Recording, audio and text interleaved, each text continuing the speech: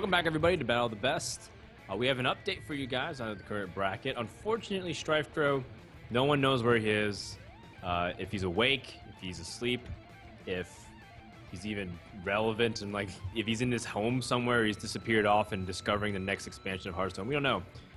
It's unfortunate. We're going to have to disqualify him and move on in the bracket, and as a result, RDU will get the walkover win, which means that RDU will play Numberguy right now.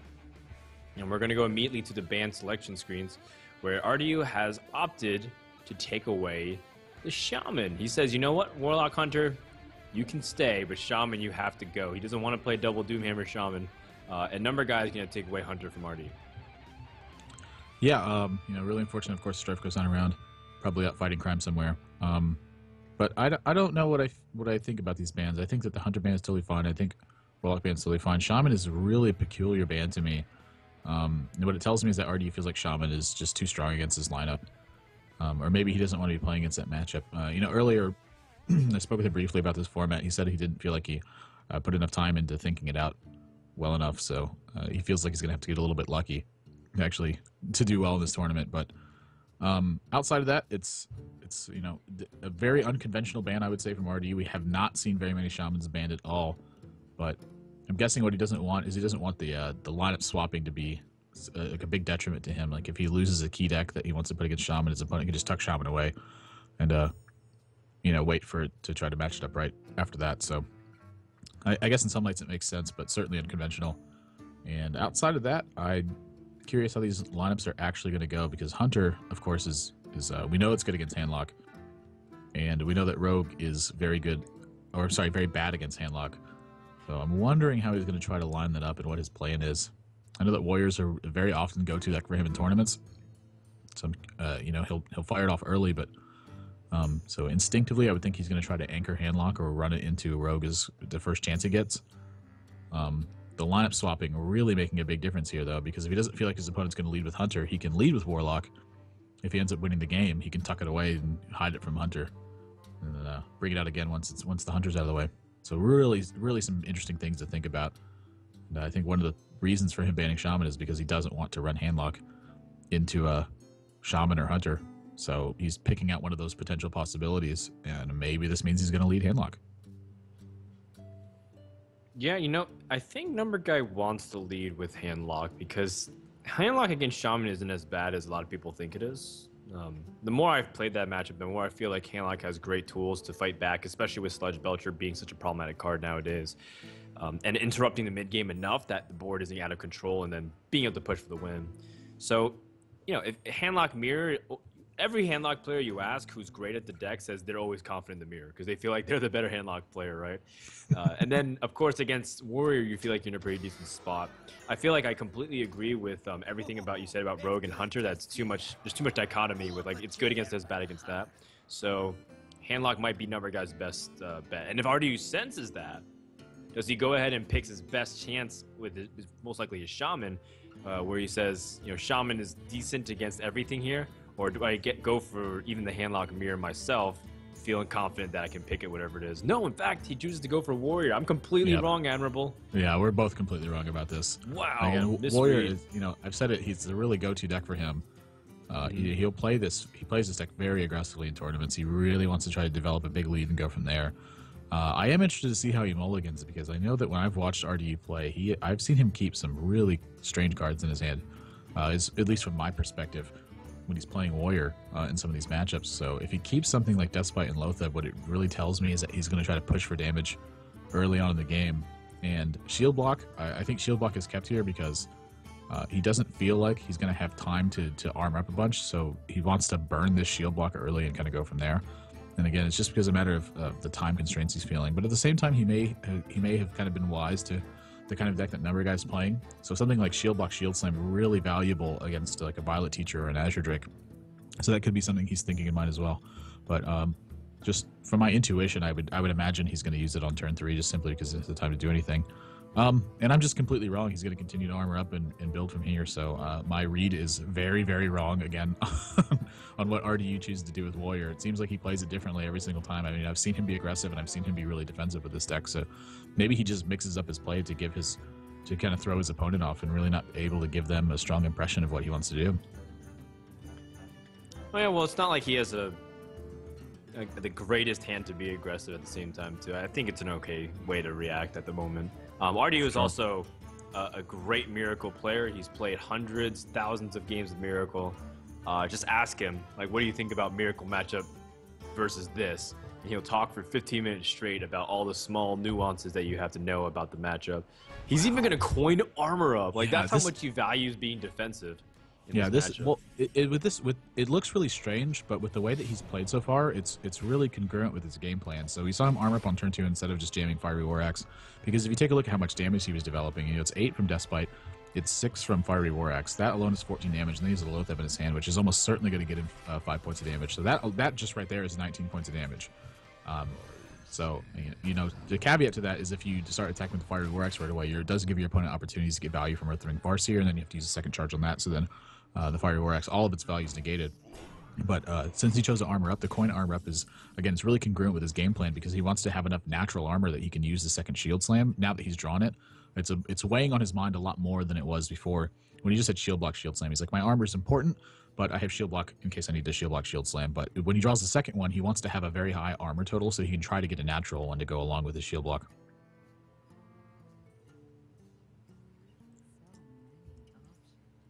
Yeah, definitely. I think maybe RDU keeps his mind where he just feels like he needs to be defensive enough, similar to, when you have Loatheb and you're against Freeze Mage, all you have to do mentality is shut down the ability for them to go off and then be able to be really defensive enough to the point where your opponent can't deal enough damage.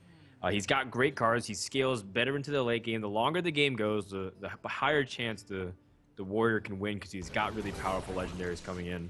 So Right. I think RDU playing defensive might be his best chance given his hand. Of course, if you're given like Armor Smith, Cool Taskmaster, Acolytes to start things off, I think you can play a little bit more aggressive to the board. But I think the way RDU's been playing so far has generally been pretty safe. Yeah, it's something. Been There's okay.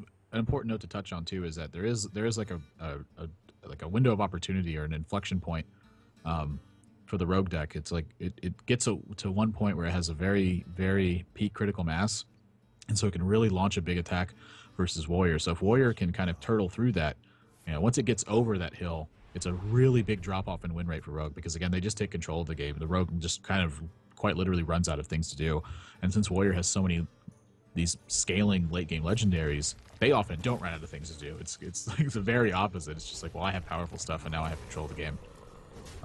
So very different aspects to this. I think that early on you're going to see Warrior typically take advantage of the game, and then somewhere in the mid game to mid to late, the Rogue has a really strong attack point, and then outside of that, if the Warrior stabilizes, they typically win.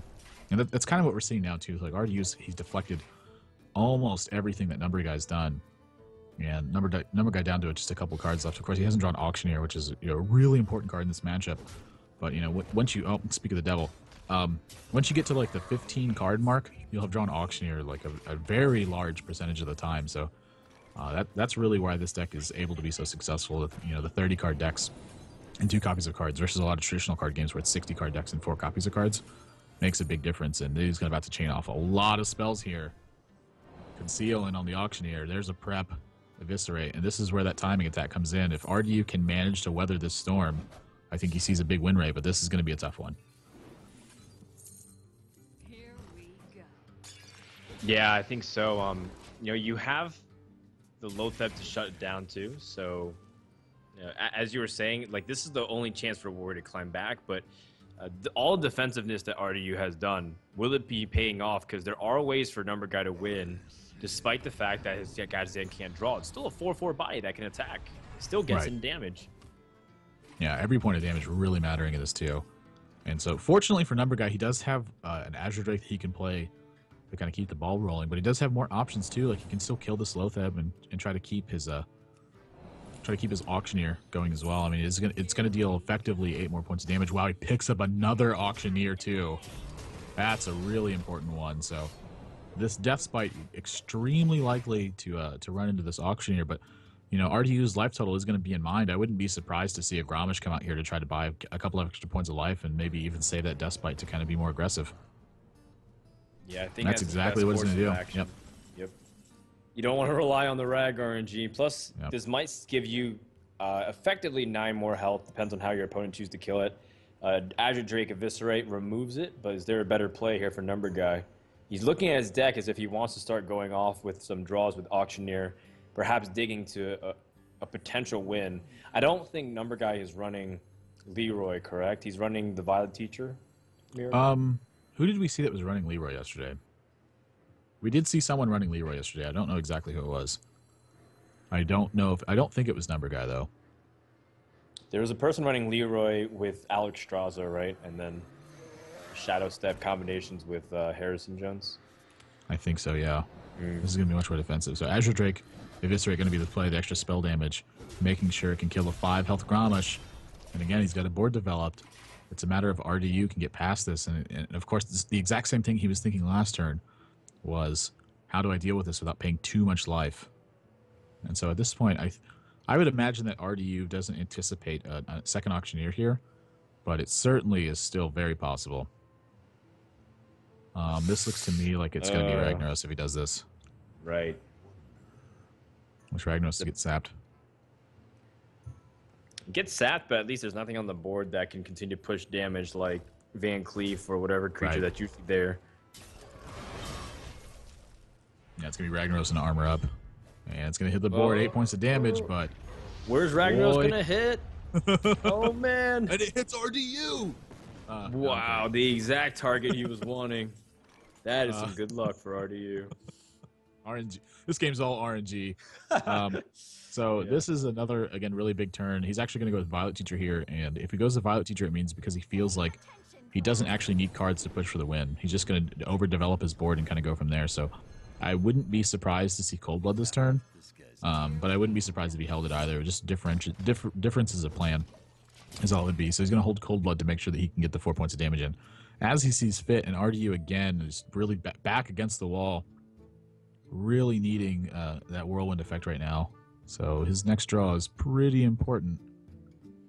Oh, Harrison Jones, not a good one at the moment.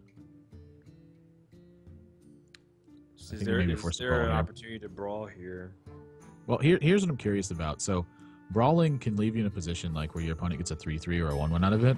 I'm wondering if you actually win this game more than 25% of the time when you brawl here, even if your opponent gets this 1-1.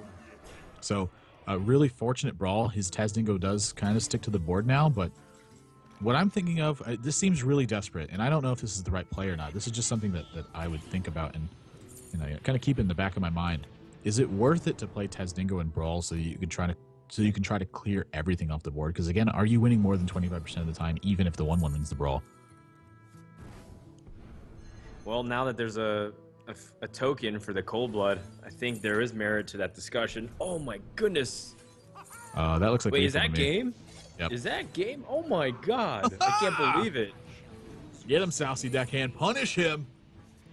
That's one of my favorite sneaky cards. Lethal. Oh, wait a minute. No, it's not lethal. It's a 1. Wait, what the heck? Oh, man. Admirable. I thought he had it. Oh, geez. That's embarrassing.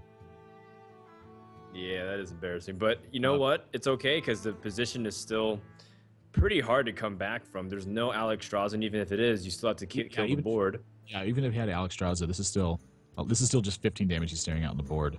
So he'd have to sweep this and gain a bunch of armor. This is effective lethal, so...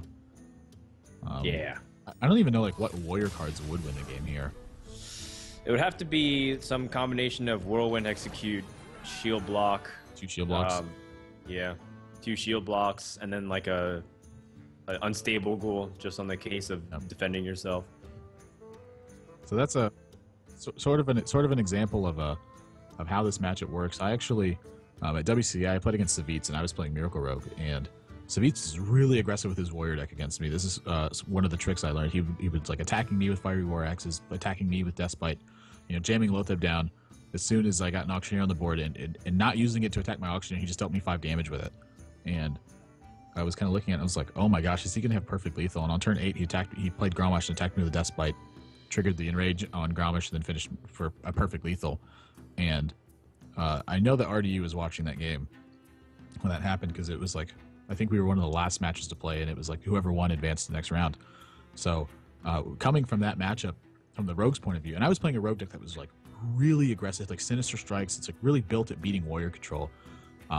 You can just kind of out aggro them at times. Like if you have Grommash, you can make a big push for lethal. And so in that match, I think I would have liked to see RDU be a little bit more aggressive. I can see why he played defensively, and it still makes a lot of sense, but I don't have enough experience on one side or the other to really figure out which route I think is best. But, typically, just it's just the nature of me, I favor aggression. So I would have liked to see him try to put together a couple of attacks there instead of trying to just force his way up the hill, and then once you're there, you're there.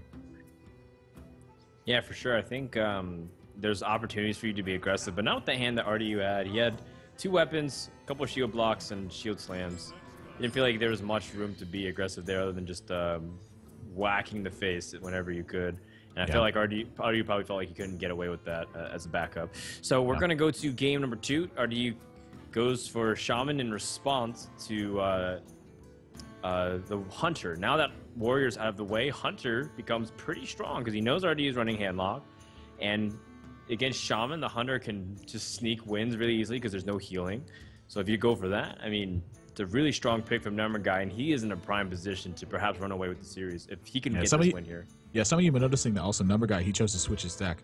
For those of you who are just joining us, or maybe you need to recap on the rules, this best of 5 format is a little bit different than what we've seen in the past. It is 4 decks with a ban, but the winner in this tournament can actually opt to switch their deck, so they can switch to any unlocked deck that they still have, and that's what Numberguy choosing to exercise that option here. And I would think that this is the matchup he wanted, was to try to get Hunter versus Shaman, and Hunter's even just good against both of the RDU's remaining decks. The other one's handlock. So when RDU chooses to use Shaman here, I don't think that Shaman is really even that bad versus Hunter. If you can stabilize the board position, you have a really big push in the mid game, and you can lock down the board. So this is going to be, again, one of the differences of opinions. Back when Hunter was really powerful and had the 2-mana Unleash the Hounds, we saw a lot of the Sunshine Hunter builds.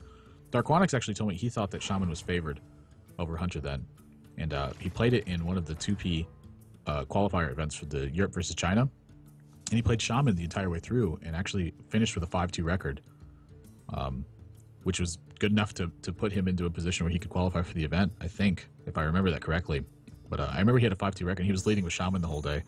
And that's what sort of tipped me off to the matchup to begin with, because they were so focused on developing the board and getting repetitive damage that if you could 1-for-1 them the entire way and then hex their Savannah Jaime, you were usually in good shape to win the game. Yeah, and if you didn't get that Rockbiter start from the Shaman and answered the Undertaker right away, it could have been disastrous. Look at the hand. There's 4 Death Vials followed up. That's a 5-6 Undertaker if it doesn't get checked. So a very important start here for RDU. He wants to test for this trap to see what it is exactly. He does have Feral Spears, though. Another great answer to the early game aggression from Hunter. This is really strange that he actually doesn't check if this is Explosive Trap first. He may have done his research and just know that Numberguy's not running Explosive Trap, which I don't remember if he is or not. But regardless of which, you want to make that attack with Harvest Golem first, because if it is Explosive Trap, now both of your minions are vulnerable to just a straight-up attack across this board. So the one thing he doesn't want to do is he doesn't want it to be Snake Trap, because when it's Snake Trap, he's going to potentially fall too far behind to be able to recover this board state. So he, with Feral Spirit and Flametongue Totem, there's a really good chance he can actually just turn this into a race. I think it's and he has Doomhammer too. Yep. Which I keep every single time. Wow, so he does have Explosive Trap. Wow. So this was just strictly a mistake from RDU's perspective. He should have attacked with the Harvest Golem first.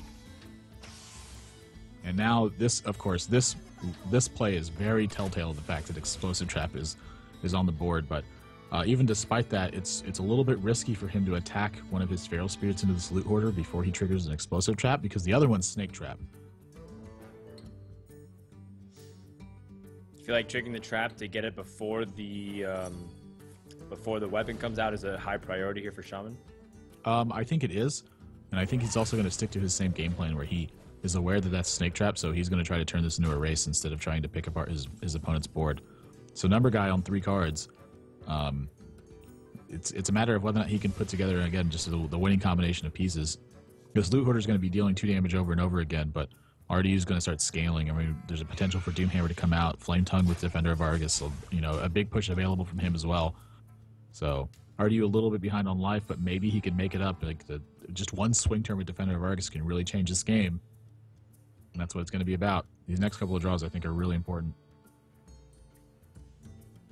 At the same time, these targets for defender aren't exactly the beefiest that around. You know, they're easily picked apart by Eagle Horn Bow and a simple attack from the loot order. Then you can continue to push. So, as much as you would like to play defender and start taunting up and pushing damage, it's not exactly the ideal targets. Sure. I'm curious if there's any merit to lightning bolting the loot order here, or if he just needs that to actually extend his reach. If you lightning bolt, you restrict your mana for fire elemental, but you can play Doomhammer. Yeah. The thing is though, you protect your Harvest Golem this way, so your opponent doesn't have a direct threat onto your board.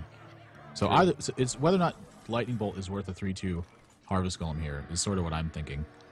And I think it is. Like I would. Yeah, 3/2 Harvest Golem with taunt. Like I think the Lightning Bolt is just more than worth that because you get in the 3 damage from the Harvest Golem, and you've protected your Harvest Golem potentially from that threat. So, not exactly the same thing, but very akin to it. So when he does it this way, it looks to me like he just wants to get Fire Elemental active as soon as possible. I would be astonished if this Eagle Horn Bow did not hit this 1/3 bow. Yeah, you already have a trap out. So I'm sorry, yeah, the 1/3 totem. I said bow. If the bow did not hit the totem, I would be I'd be really confused about this. It's using the hero power. I don't think attacking the Harvest Golem is that bad. I don't think attacking his face is that bad either. You still have a damage lead. This will put more damage on the board though, so something to think about. He still is, he's a little bit reluctant to attack your Haunted Creeper, and even if he has Lightning Storm, he's going to attack your Haunted Creeper anyway to make sure he can clear the board. Right, so you're missing a damage if you go for a trade here. If it's the consequence is about the same. Yeah, but he does take another body off, so there's that. And there is no Lightning Storm from RDU. Add power to your board, take power away from your opponents. It's usually a pretty good play. Yep. RDU going to continue to stick to this game plan, and once you've committed to this, like deviating your play this is where a lot of people sometimes they end up losing games. Is once you've kind of committed to a game plan. It's very rare that I feel like you can deviate from that because you've just really put your eggs in one basket. So when you start creating that incongruency in your game, that's where you slip up. You spent the first 5 turns getting to this point. Why change it now? Unless you think the game's going to go more than another 5 turns or so. Sure, makes sense to me. I think RDU is also trying to calculate if he can set up a 2-turn lethal, which he can if all of his stuff survives and Numberguy chooses to go for face. And opts not to kill command, but I think you have to start picking apart the board. The question becomes then, what do you snipe with this Fire Elemental? And he chooses a Spectral Spider and allows his opponent to have a beast. Yeah, I think what he's doing here is he's trying to hope that his opponent just doesn't he doesn't want his opponent to have a good beast draw off of this web spinner. And the trade-off for that, of course, is that you let your opponent have beast. So if he has kill command active, it is going to be able to trade for the Fire Elemental, but at the same time, if he kill commands this turn, he can't play Savannah Highmane, which Numberguy didn't have, but he did pick up. But it's something that's certainly in RDU's mind when your opponent's only got 2 cards in their hand. You are thinking, how often is my opponent going to have Savannah Highmane here? Because last turn on turn 6, we saw there were, multiple taunts on the board. Eagle Horn Bow got picked up. There was no way to push for damage. Savannah Highmane could have been a very easy way for him to lose the game if RDU had something like Hex. So even if he had Highmane, I think there's a pretty good chance he wouldn't have played it. So RDU kind of, a twofold effect. If my opponent held on to Savannah Highmane, Fire Elemental is a better play onto the regular beast. It gives him one less chance to draw a significant beast, and if he drops Savannah Highmane this turn, maybe I can actually just lethal him. Well, yeah, I like if he goes for this oh my play, gosh, wait a minute. That's game. Because I think RDU has enough burst, doesn't he? With Lightning Bolts, 16. Flame Tongues, and Lightning. It looks like 20 damage to me. 8 plus 5. We have to make up for what happened last game, Admirable. I think that's 20 damage. That's definitely 20 damage. Oh my goodness. The 8-point damage, the most satisfying feeling in Hearthstone. He's got his own kill command with Lava Burst. Yep. You kill command me, I kill command you. RDU's tied up the series. Very well played. Really recognizing early that he can actually race his opponent. And this is another spot where you can kind of turn Snake Trap into a liability on your opponent's side, is if you have the ability to race them and you don't have to attack their minions. They're functioning off one less card. It's sort of, in a similar vein, something like Harrison Jones can be, or even like a Cult Master we've seen early in this tournament. when you're running off just one less card, it's a lot harder to actually kill your opponent. Yeah, and I think it was a really good observation that you made too about how there are multiple traps in this deck, and RDU did get some pretty valuable information. But more importantly, he shut down this Hunter deck, and now he goes into the series with a bit of an edge, you can even say, because now he can gear his Handlock to have a pretty decent matchup against the Miracle Rogue or the Handlock. Shaman still can do its job. And overall, if RDU lost that game and he would have been down 0-2, the deficit would have felt like insurmountable, because how do you come back from that if your opponent can line up the exact... How do you beat the Hunter with the Handlock, and your opponent has the perfect responses every single time? So I think this was a really big win for RDU to stay relevant in the series. He might even win from this point on and not look back. Depends on how Numberguy responds. Yep. Really, really important game there for RDU. It's like back to a series where he feels like he has a very good chance to win versus one where he's fighting a very big uphill battle. And I'm curious if he's going to choose a switch here, actually, because I think he's aware that Numberguy's a really big Handlock player, but RDU is not one to shy away from a challenge. I mean, this guy believes he's the best player in the world, and he's making a really strong argument for it. So in a mirror match where a lot of decisions get made, it's going kind of the long game, and you're hoping that your build is a little bit more savvy than your opponent's is to kind of give you more of an edge. It wouldn't surprise me at all to see RDU swap to Handlock and just say, if you want to play Handlock, I'm totally fine with that. Sure. And at the same time, Numberguy is aware that RDU can just very easily stick to Shaman, so it may make a really good case for queuing up Rogue here. And as a result of that, may influence RDU's decision to actually change the Handlock. So he isn't going to change the Handlock, but I think this is probably the better way to do it, because I would think that Shaman is a little bit less of a favorite to actually 2 your opponent than Handlock is. So I would try to queue up Shaman here first, hope that my opponent queued up Handlock. And if your opponent didn't queue up Handlock, you're gonna have to play the Rogue anyway. Like, say if your Warlock lost, you'd have to beat this Rogue deck with Shaman anyway. So you might as well just try to pick it off here and go into your last match having a little bit more confidence than knowing that you're gonna have what I would consider a bad matchup at some point. You're all about that confidence, and might as well throw out that. It's like, it seems like a lot of the rationale for being able to approach the series, and it's interesting because a lot of people don't carry that mindset. They're just, well, this deck's good against that. I play it on ladder all the time, so why not just equalize it and making sure that I get a good matchup? But wow, I like the way you phrase it here. Yeah, I think confidence is a big issue in any competition. It's like, if you don't feel like you're going to win, you very often are not going to win. I can tell you that. Picks up Auctioneer straight away, too. That's a really big draw from Numberguy. And we actually saw he kept Backstab, and he kept Shiv in his opening hand. And I'm kind of curious about that. When he does that, it means to me that he feels like it's very dependent on being able to keep your opponent's board clean so that you can scale into your mid game and try to take advantage of the board. Yeah, that's interesting because we haven't seen RDU run like Undertaker in the Shaman deck, right? Like, some Shamans have been putting it inside their decks. Kalento, a few other people as well. And they get that Death Rattle Shaman snowballing as fast as possible, and you use lots of your burst to finish up the game. This is, by the way, the best response that Miracle Rogue usually has to Harvest Golem. Just shivving, killing off this Harvest Golem, and then clearing the board. This is a pretty good start overall for Numberguy. RDU can't get anything to stick. Yeah, I'm curious why he actually chose not to play Blood Mage this turn. Like, he could have Blood Mage Backstab, use his dagger, and then he has a kind of consistent threat on the board. Like, I understand that you want to save Blood Mage for some Blade Flurry turns sometimes, or even some Vandal Knives turns, but Sans and Earthshock, the Blood Mage is going to get a ton of value in a position like that. So I think it's a little bit fortunate actually to draw this Violet Teacher so he can start getting some pressure out. But even if your opponent Earthshocks your Blood Mage, it's not that bad because you do have Violet Teachers in your deck. And Earthshocking a Violet Teacher, it's not the best response, but it can shut off a lot of the potential value you can generate. I would have liked to see him use Blood Mage last turn. Well, like you said, it brings up versatility. It can easily get Earthshocked as well, like you mentioned. So I think all things considered, Numberguy wants to keep his options more flexible because he does have Eviscerate. He doesn't have the mana to do Azure Drake Eviscerate just yet. So keeping this Thanos will pay off right now because he has that 5 damage spell. Yep. So Lightning Storm going to be pretty good here. And this is another situation where I'm curious is RDU going to try to deny a card from his opponent, or is he going to try to develop his board? So this is a little bit of a fork in the road. So Lightning Storm, I imagine, is going to be happening here. I mean, there's a chance that he just Feral Spirits and uses Harvest Golem and tries to extend his Lightning Storm. He's going to go for it straight away, which means he is going to be developing. And now it's a question of either Harvest Golem or Feral Spirit. I imagine it's going to be Harvest Golem. Yeah. He wants to. You want to get this.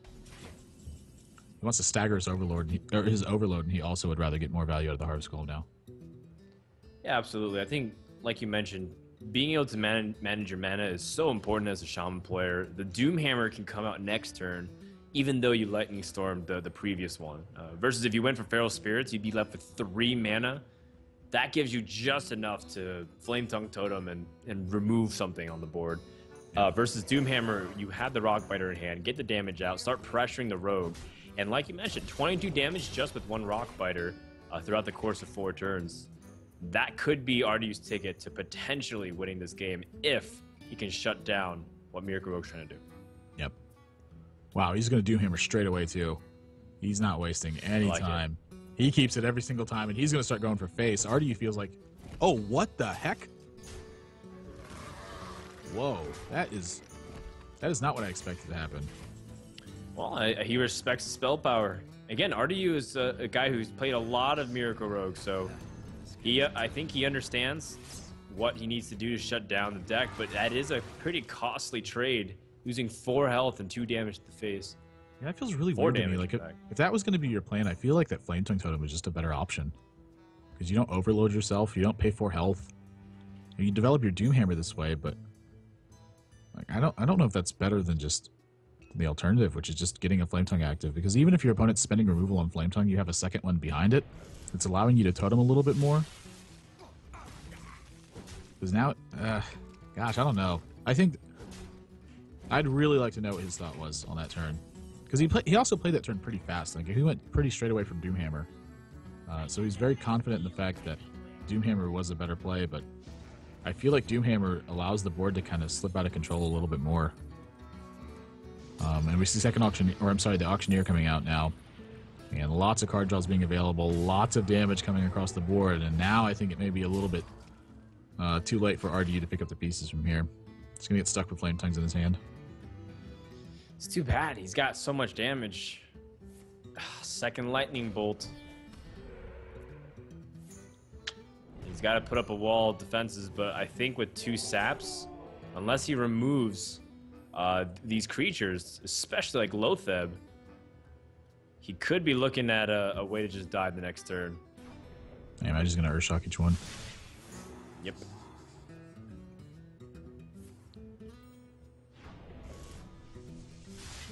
It's too bad he also didn't get spell powered as well. The spell power would have allowed him to efficiently remove. And now, like, he doesn't have a response to Van Cleef. If any of these minions stick, though, double Flame Tongue with Rockbiter gives him a small little opening. Yeah. Oh, there's another Auctioneer. Numberguy's actually 1 damage off of killing his opponent right now. Right. But then he has to draw. He has to draw while still having the mana to do all this, what he wants. Yep. There's a Conceal. So if RDU can actually, if he lives through this turn with stuff on the board, he's actually going to win, but I don't think he's going to live with stuff on the board. There's Eviscerate. Oh, he doesn't have but mana he to cast it, mana. Oh, he does. He just he does uses have face. mana. Okay. Yep. Yeah, he just uses Dagger. I wasn't even considering 3 more damage. So that's going to be game 2 over to Numberguy. Pretty good sequence of draws. RDU kind of, I don't really know about his sequence that game. I think it's a little bit too quick, and that's pretty risky. Just, I don't know. I don't see the Doomhammer as like a life pain card. You don't really use it to attack minions that often. I think he should just use Flame Tongue there, because even if Flame Tongue is going to die to like a poison or a backstab or something like that, you have a second one in reserve, and then that allows you to get through actual minions that do something instead of having like an enhancement effect. So a very different line than I would have taken. He gets punished for it this time, but that's not to say that it was the wrong play. I mean, versus the range of options your opponent has available, it may have just been better. He may have interpreted the Azure Drake for a little bit of desperation or something like that. Sure, it makes sense a lot. And now Numberguy is up 2-1, about to eliminate RDU, and he's got some chances to do it. Miracle Rogue against Handlock is going to be tough, but he can just switch to Handlock now, or he can just use it later. Like, Miracle Rogue still has defeated Handlock in this tournament. We've seen it done a couple times, but at the same time, Handlock can just be very problematic for Miracle Rogue, just dropping those giants, They don't have enough spells in hand to continue to remove and be able to push for the damage, and you don't even have that Leroy burst anymore. So RDU still has a lot of relevance in this series, even though he's down to his last life. Yeah, I think this is the situation he was trying to get in when he led with Shaman too. Is like in his worst case scenario, he has Handlock to try to 2-0 his opponent versus having Shaman to try to 2-0 his opponent. So again, just a confidence issue, and then better overall, because if the Shaman gets lined up against Handlock, it means he only has to win one match.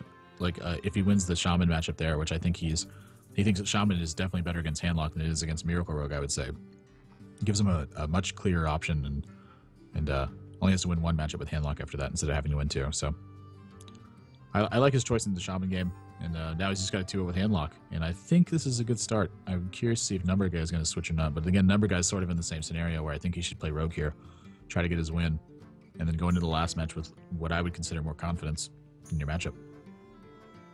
Winner of this goes on to play Hyped for a spot in top 3 to challenge D2, and inevitably Forsten, who's streaming and awaiting the grand finalists so he can claim potentially $1,000 and the winner of the tournament. Would be cool, because if RDU goes down here, that means we're going to have a new tournament winner amongst the Hearthstone pro scene, right? Like Numberguy, Hyped, D2, and Forsen have yet to win a tournament. So we're going to see a new champion, perhaps. That's something to be excited for in the end, because then you get to see more accolades be spread out, and why guys get to be, claim that they're part of the best in top tier. This is, Numberguy is one of the better guys for a while. He qualified for BlizzCon. Same thing with D2, and a lot of people feel like maybe they lucked out. They beat some of their favorites. Whoa. I don't like this guy. RDU is playing Zoo. Oh, he's not playing Handlock. I have literally assumed it's Handlock because I don't think I have ever seen him play Zoo in a tournament. He's played Zoo a couple times. It's just that he mixes it up quite often. Wow. That's really unfortunate for him, I think, then. Because this matchup can often be an uphill battle, and then Zoo versus Handlock I do not think is favored for Zoo. If Zoo does not get a really fantastic start.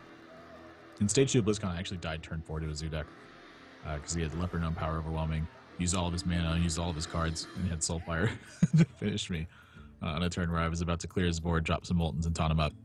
But outside of some fantastic starts, Zoo will typically fall underneath Handlock, and he's actually struggling whether or not he wants to keep this Voidwalker in his opening hand. I think he should be mulliganing this for Death Rattle if he's got an Undertaker. Yeah, and there's a lot of easy ways to stretch reach for the Rogue to backstab Undertaker. Which, by the way, the Rogue player, I'm not sure how much he senses that this is Zoo, right? He kept Cold Blood, which is, I think he wants to go for his backstabs and his deadly poisons.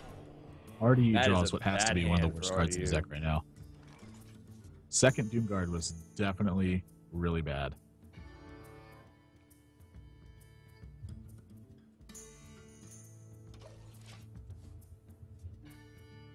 So no action on Numberguy's side. Second Voidwalker. Not a bad board position to be in, though. He does a few points of damage out. I imagine we're going to see SI7 agent here. Yep. So he wants to. I think RDU wants to pick up like something like Soulfire straight away. He wants Soulfire and a 1-drop. He needs something. I guess the nice caveat to the Soulfire 1-drop is that he gets to guaranteed keep a Doomguard, but losing both of them is... Mortal Coil. Okay, so this... when I see Mortal Coil, I feel like this Zoo deck is really aimed at beating something like Hunter. Yes. Mortal Coil is a card that I think functions fantastic in that matchup, and against everything else, it kind of struggles to really get a lot of work done. And this board is about to start getting picked apart. This is really bad news for RDU. These kinds of starts are the best starts that Rogue can have. They don't necessarily need backstab. If they're going first, backstab is fantastic because that's the way they use, or that's what they use to activate the SI7 agent. But when you're going second, you just have coin for it, so it gets online a turn earlier and really starts pressuring straight away. So RDU, he's going to life tap again. Haunted Creeper is going to come down, and I imagine this Leopard Gnome is going to go for face because he's got to find a way to put together some damage, but not a good spot to be in. He's actually just going to trade it away. So really valuing protecting his minions here and not taking too much damage on his side of the board as well. I think so, because there's Knife Juggler in, so Knife Juggler can potentially get some good spray damage. and you have Mortal Coil, so there's lots of options if your Iron Creeper stays up, and then you see a minion being dropped here, whether it's Farseer, whether it's another SI7, etc. And Numberguy actually comes up on an awkward turn, despite having a really nice curve in the beginning of the game. It's not as simple as dropping his Van Cleef with some big combos, because he wants to use his spells with his Gadgetzan and being able to go off here. Wow, RDU going to put together some really nice damage this turn. Chooses to use a Doomguard. He actually discards what I would consider two of the better cards to discard. Mortal Coil for sure, one of them. Well, discarding the Doomguard, it's hard enough for Rogue to kill one of these. And if you look at your turn 6, you're going to life tap and then drop the Direwolf Alpha and Knife Juggler in the same turn. Not in that order, of course. Sure. But I think the one Doomguard is plenty, and that outside of this, he just wants to continue to dump cards onto the board and make it so hard for his opponent to actually recover. I feel like Doomguard is like the only chance for Zoo to pressure Miracle Rogue enough in the early stages of the game for a win if they have a hand like this. So having 2 would have been insane, but you know, one thing to back up what you're saying is that there is a sap. So if you sapped Doomguard, which is a little bit more resistant to it, but he had a second Doomguard, there's not likely that he'll be able to get both of them out. Well, that's sort of my point too, is that like Rogue has to invest so much in actually killing a Doomguard that sap is usually one of their plays against it. So if he kept the other Doomguard, and this got sapped, what would be happening instead is he would be going into his turn, forced to play another Doomguard and discard the rest of his cards. So in this order, instead, he can just develop his board again, and then still have Doomguard afterwards to redevelop it. So I mean, it's unfortunate that his Doomguard gets discarded because he doesn't have access to draw another one. But I think in terms of his hand context, it's much better to discard his Doomguard. That's what I think anyway. But I'm often wrong, so who knows? Prep first, implying he wants to go for Van Cleef. No, Gadgetzan is the lead. Yeah, he's definitely going to sap here. Yeah, that's his best chance to buy time. So RDU now, I mean, he does have a choice now. He has to kill this. He has to kill this Auctioneer somehow. I still think he wants to draw Soulfire. Maybe Power Overwhelming is a better draw than Soulfire is right now. We don't know if he's running it, though. He has Mortal Coil, so he had to make sacrifices somewhere. Yep. He's actually just going to jam down to the Doomguard and make sure that this doesn't get value. It's painful to do that, too. You know, I've been in that spot, but Auctioneer is just too scary. You cannot let that guy live.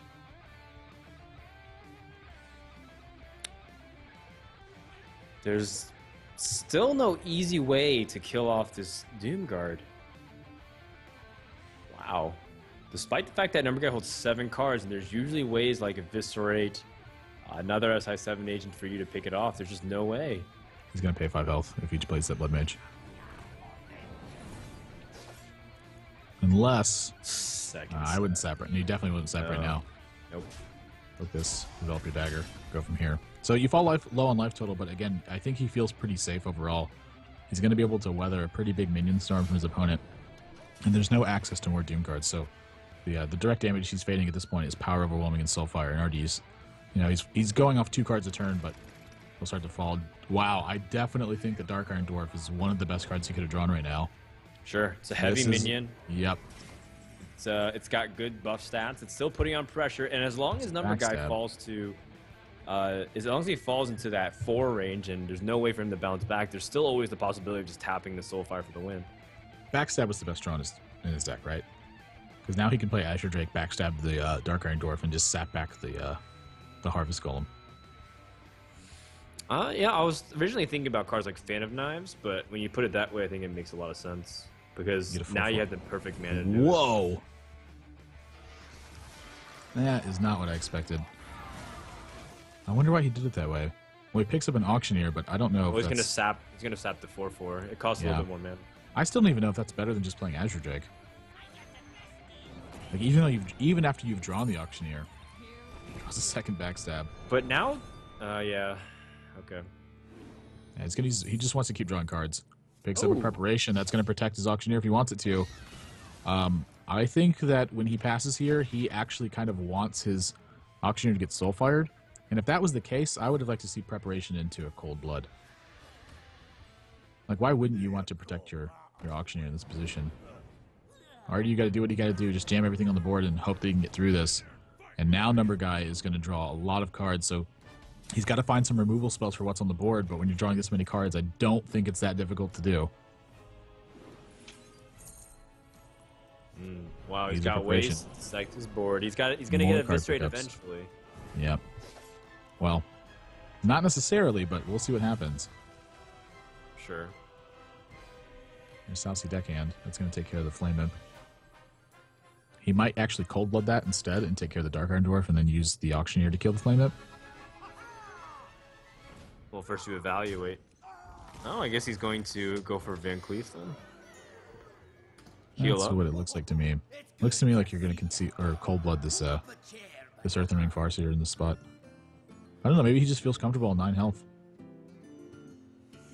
9 health is still slightly out of the range, and your opponent did use several buffs. He would need a specific combination of Abusive Sergeant and Soulfire. Wow. Getting a little bit of lag. My side of the Yeah. screen is frozen, so I can see what's going on. Maybe it was Numberguy. He's gonna he's trade eight. into this. Oh, He just wanted to make a 12 Van Cleef. RDU draws 2 Nerubian eggs.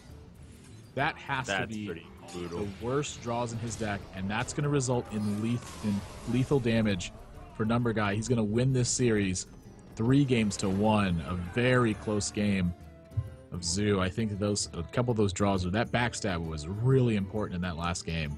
I think if that would have been like a minion or like another Cold Blood or something like that, this game would have been very different. Yeah, really well done by Numberguy to take the series, and now he's eliminated RDU and goes to the story that we were talking about earlier, that there's going to be a new tournament winner between the top 4. Numberguy's going to play Hyped. The winner of that plays D2, and of course, the farther you go, the closer you get to Forsen and the chance to win $1,000 from this tournament. Yeah, So, big deal we're for gonna those do- guys. Yeah, well done. We're going to take a quick break, and when we come back, we'll have more action from Battle of the Best, 4th place match between Hyped and Numberguy when we resume. Stay tuned, guys.